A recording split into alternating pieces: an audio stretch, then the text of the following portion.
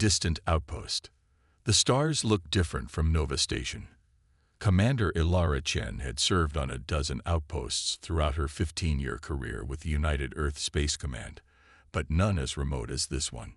She stood at the panoramic viewport of the command deck, hands clasped behind her back, watching the unfamiliar constellations of the Cygnus Reach. 3 years into a 5-year assignment, and the view still unsettled her. Beautiful, isn't it? Dr. Marcus Reed joined her at the viewport, his reflection ghostly against the stars. 300 light-years from Earth, and we're the farthest human presence in the galaxy. Beautiful, Chen agreed, though the word didn't quite capture what she felt. Isolating is more like it. Nova Station had been established as humanity's forward operating base in this unexplored sector, a statement of intent more than a practical military installation. With a crew of just 123, they were tasked with monitoring for signs of intelligent life, cataloging astronomical phenomena, and maintaining Earth's claim to the region. Mostly, they maintained equipment and fought boredom. Supply ships late again, Chen noted, checking her wrist display. 3rd time this year. Reed sipped his coffee. Probably got held up at Proxima Hub. Heard there was some kind of diplomatic incident with the Arcturians. Chen was about to respond when Lieutenant Santos burst onto the command deck, breathless and wide-eyed. "Commander, you need to see this." The young communications officer's fingers flew across the control panel, bringing up a signal analysis on the main screen. "We detected it during routine sweeps. It's not random." Chen studied the waveforms, recognizing a clear pattern in the energy bursts. "Artificial." "Definitely," Santos confirmed. "And it's getting stronger. Whatever's sending it is approaching Nova Station." "Origin?" Chen asked, already activating the station's alert protocols. "Unknown, but trajectory suggests it's coming from beyond the Veil Nebula." The Veil, a massive cloud of dust and ionized gas that blocked reliable scans and communications. Nobody knew what lay beyond it, and Nova Station had been positioned specifically to monitor for anything coming through. "Alert status yellow," Chen ordered. "I want all departments on standby. Dr. Reed, prepare first contact protocols." Within hours, long-range scanners detected a vessel emerging from the Veil. It was unlike any ship Chen had ever seen, organic in appearance, with flowing lines that seemed to pulse with internal energy. And it was damaged. Badly. Hull breaches were visible even from a distance, and its propulsion system flickered erratically. "They're broadcasting on all frequencies," Santos reported. "Audio and visual." "Let's see it," Chen ordered. The main screen flickered to life, revealing a humanoid figure with iridescent blue skin, large, multifaceted eyes, and a delicate crest that ran from forehead to spine. The alien spoke, its voice melodic but urgent. "Requesting asylum. Hegemony pursuit. Peaceful travelers. Please assist." The translation matrix struggled to parse the unknown language, but the message was clear enough. "They're refugees," Reed whispered, awe and concern mingling in his voice. Chen made her decision instantly. "Guide them in. Hangar Bay 3. Medical team on standby." As the alien ship limped toward Nova Station, Chen recorded a priority transmission to Earth Command, knowing it would take weeks to reach them and longer still to receive a response. By then, whatever was happening would be long resolved, one way or another. The alien vessel, they called themselves the Vraxians, docked with surprising grace despite its damage. 23 survivors emerge, all showing signs of recent conflict. Their leader, Commander Lissara, explained their situation once the translation matrix had sufficient samples of their language. "We are scientists and explorers," Lissara said, her multifaceted eyes reflecting the harsh station lighting. "The hegemony invaded our home system 2 cycles ago. Those who did not submit were hunted. We escaped, but they follow." "The hegemony?" Chen asked. "Who are they?" "A collective of species united by conquest.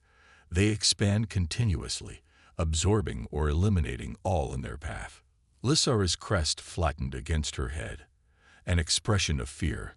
Chen guessed. They will be coming. Soon. Chen's second-in-command, Major Viktor Petrov, pulled her aside. Commander, we're not equipped for this.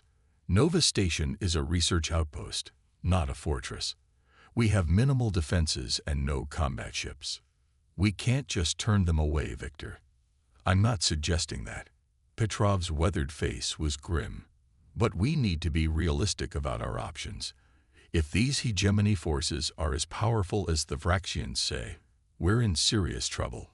Before Chen could respond, the station's sensors triggered another alert. Contact. Lieutenant Santos called out, multiple vessels emerging from the veil. The command deck fell silent as the visual feed displayed what was approaching. Unlike the elegant Vraxian ship, these vessels were angular and predatory, their hulls covered in what appeared to be weapon emplacements. Chen counted 7 ships, the smallest of which dwarfed Nova Station. Open a channel, she ordered, straightening her uniform. The face that appeared on screen sent a chill through Chen. It was vaguely reptilian, with vertical pupils and yellow eyes and rows of small, sharp teeth visible behind lipless jaws. Human outpost, the alien hissed, the translation coming through with disturbing clarity. I am Sub-Commander Drex of the Hegemony Expansion Fleet. You harbor fugitives from Hegemony Justice. Surrender them immediately. Chen kept her voice steady. This is Commander Ilara Chen of Nova Station, United Earth Space Command. The individuals you refer to have requested asylum, which is their right under our laws. Drex's pupils narrowed to slits. Your laws are irrelevant. The Vraxians are property of the hegemony. Surrender them, or we will take them, and destroy your station as punishment for interference. The Vraxians are sentient beings, not property, Chen countered. We will not surrender them to face persecution.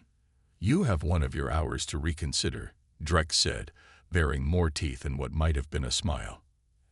After that, we will retrieve our property by force.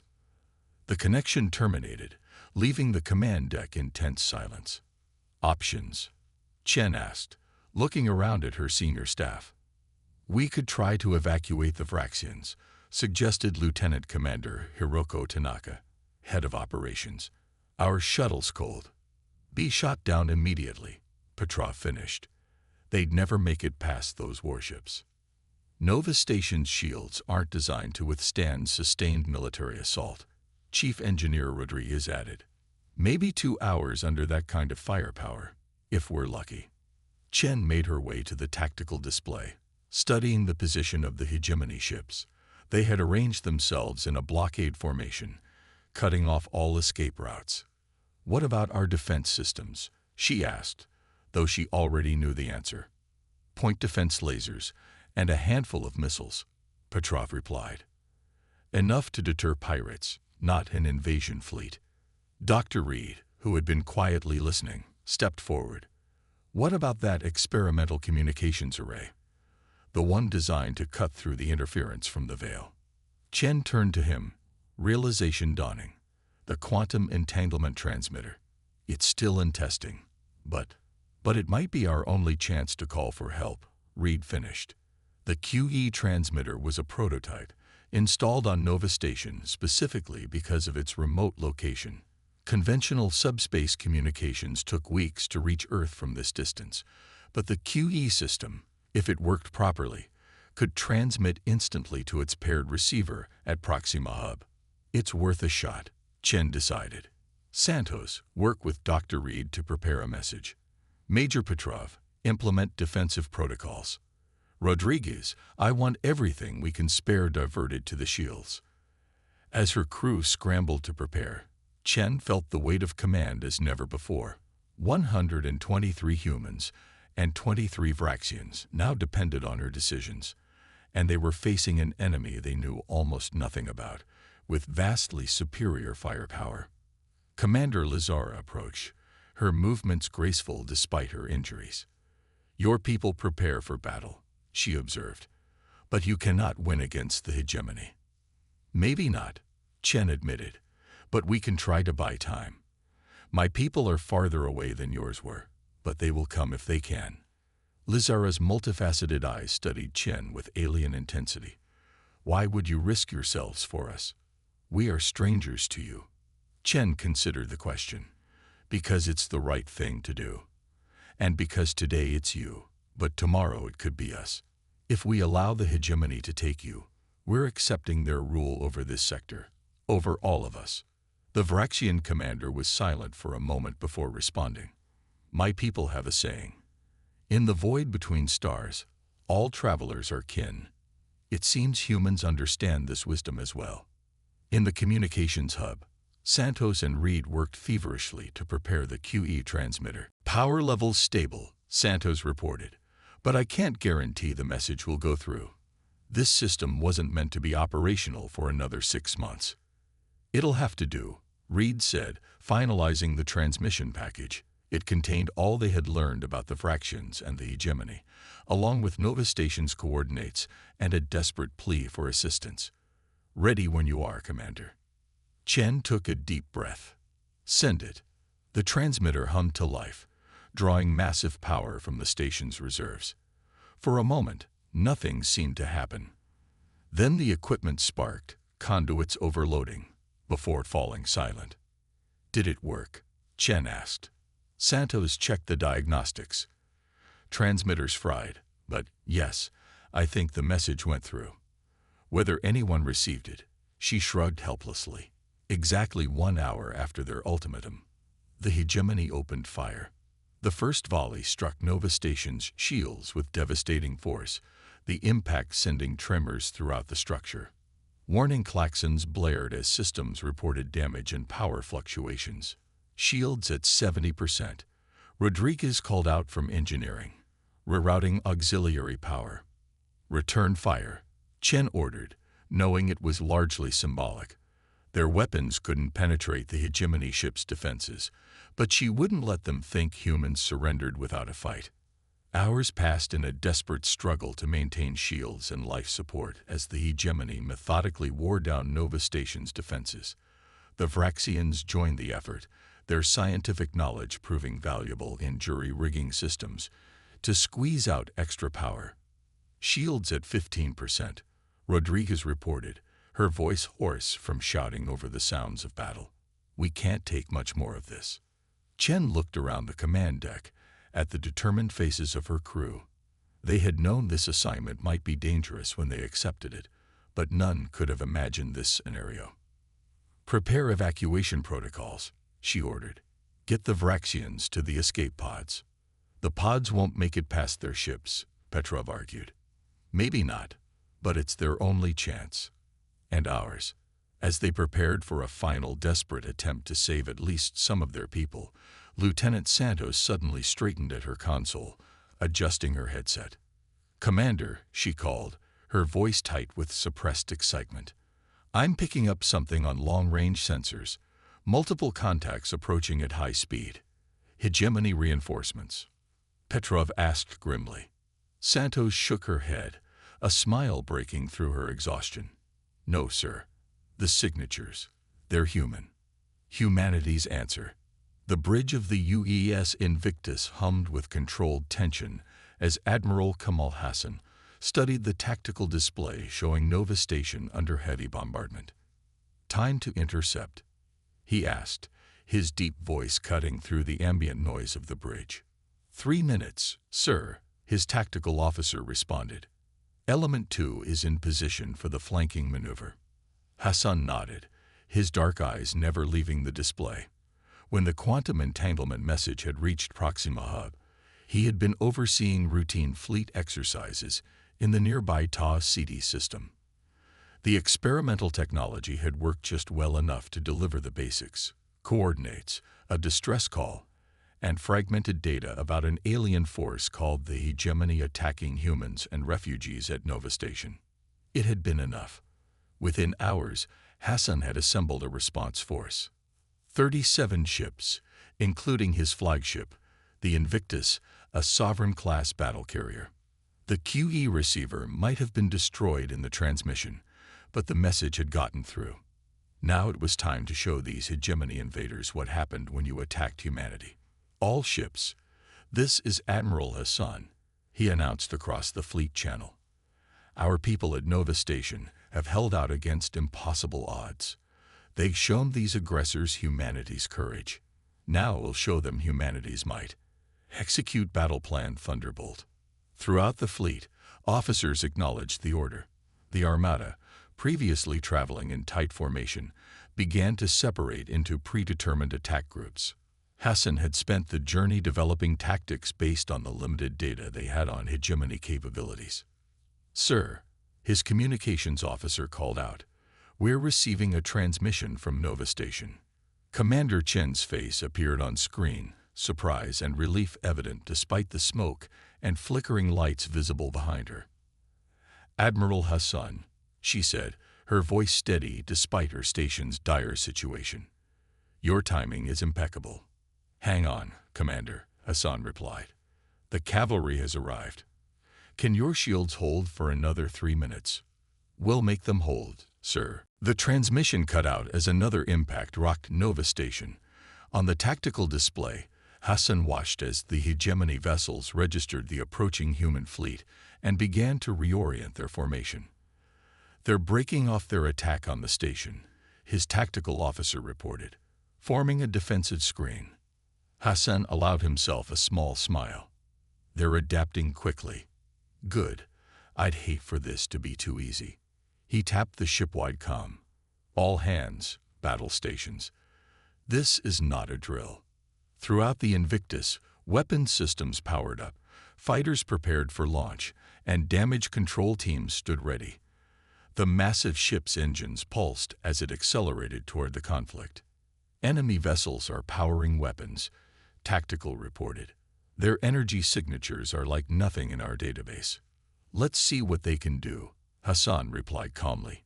"Launch strike wings Alpha through Delta. Have them focus on the smaller vessels. Capital ships target their flagship." The Invictus shuddered slightly as its fighter bays opened, disgorging squadrons of Raptor-class interceptors and Harrier-class bombers. The sleek craft streaked toward the hegemony formation, performing evasive maneuvers as enemy point defense systems engage. The first exchange of fire between the fleets illuminated space with destructive brilliance. Hegemony energy weapons, some kind of plasma technology, Hassan noted, lashed out at the human ships, while kinetic rounds and missile salvos from the Earth vessels hammered hegemony shields. "Their defenses are formidable," Hassan's executive officer, Commander Ortiz, observed. "But their tactics are rigid, predictable." Hassan nodded, watching as the human fighter squadrons exploited gaps in the hegemony formation. "They're used to overwhelming force, not adaptation. Inform all captains. Implement tactical pattern Sierra 9. The human fleet responded instantly, ships breaking formation in what would appear to be a chaotic scatter to the hegemony observers. In reality, it was a carefully choreographed maneuver designed to draw enemy fire in multiple directions while creating openings for precision strikes. On Nova Station, Commander Chen and her crew watched in awe as the battle unfolded around them. "I've never seen a fleet that size," Petrov said, his voice hushed. "They must have pulled ships from 3 sectors to assemble this force." Chen felt a surge of pride. "They came for us, Victor. All of us." She glanced at Lazara, who stood transfixed by the tactical display. "This is humanity's answer to the hegemony." The Vraxian commander's crest rippled with emotion. "In all our travels, we've never witnessed such a response. When my people were attacked, our neighboring systems closed their borders, fearing hegemony reprisal. That's not our way," Chen replied simply. The battle continued to rage, but the tide had clearly turned. The human fleet, though facing unfamiliar technology, adapted quickly to hegemony tactics. Fighter squadrons targeted propulsion systems and weapons emplacements with surgical precision, while capital ships hammered the larger hegemony vessels with concentrated fire. "Admiral," Ortiz reported on the Invictus, "Strike Team Bravo reports successful deployment of EMP warheads on 2 enemy vessels. Their systems are fluctuating." Hassan leaned forward. Excellent. Tell Captain Nguyen to press the advantage. I want those ships disabled, not destroyed if possible. Sir, Ortiz questioned. We need intelligence, Commander. Prisoners, technology, data cores, anything that will help us understand what we're dealing with. The battle lasted less than an hour. 3 hegemony vessels had been disabled, 2 destroyed when their reactors went critical, and the remaining 2, including Sub-Commander Drex's flagship, were retreating toward the Veil Nebula, pursued by a detachment of human ships. Let them go, Hassan ordered when his tactical officer asked for permission to continue pursuit. They'll carry the message back to their superiors. As the immediate threat receded, Hassan ordered medical and engineering teams to Nova Station. The damage was extensive, but repairable. More importantly, casualties had been remarkably light. 7 dead, 32 injured among the station's personnel, and 5 Vraxian casualties. When Hassan's shuttle docked with Nova Station 6 hours after the battle, Commander Chen was waiting in the hangar bay, her uniform cleaned, but still showing signs of the ordeal. Admiral, she said, saluting crisply, welcome to Nova Station. What's left of it? Hassan returned the salute. Commander, you and your people performed admirably. Earth Command will be impressed when they receive my report. Thank you, sir. But if I may ask, Chen hesitated. How did you respond so quickly? Even with the QE transmitter, assembling a fleet of this size should have taken weeks. Hassan smiled slightly. The Proxima Hub commander authorized immediate redeployment of all available ships when your message came through. Every captain volunteered. As for me, I was already conducting exercises nearby with the Third Fleet. The timing was fortunate. Fortunate indeed, sir.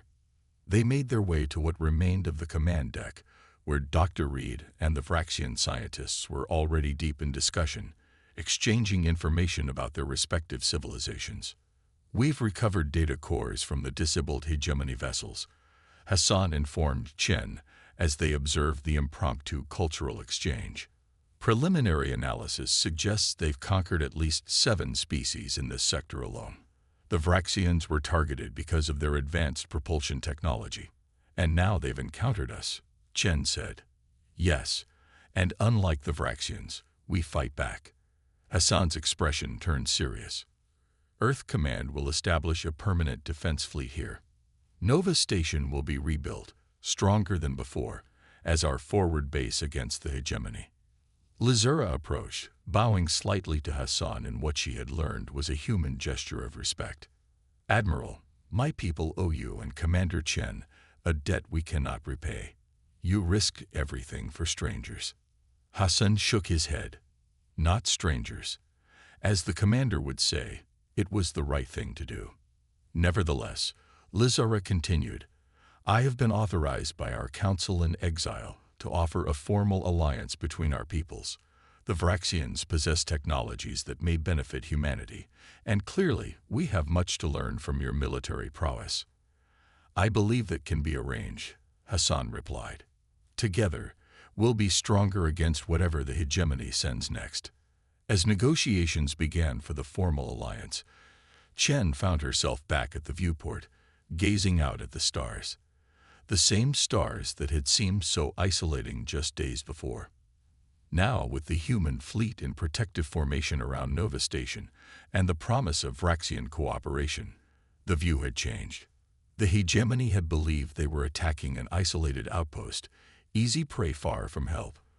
They had assumed that humans, like other species they had encountered, would abandon their distant colonies and refugees to save themselves.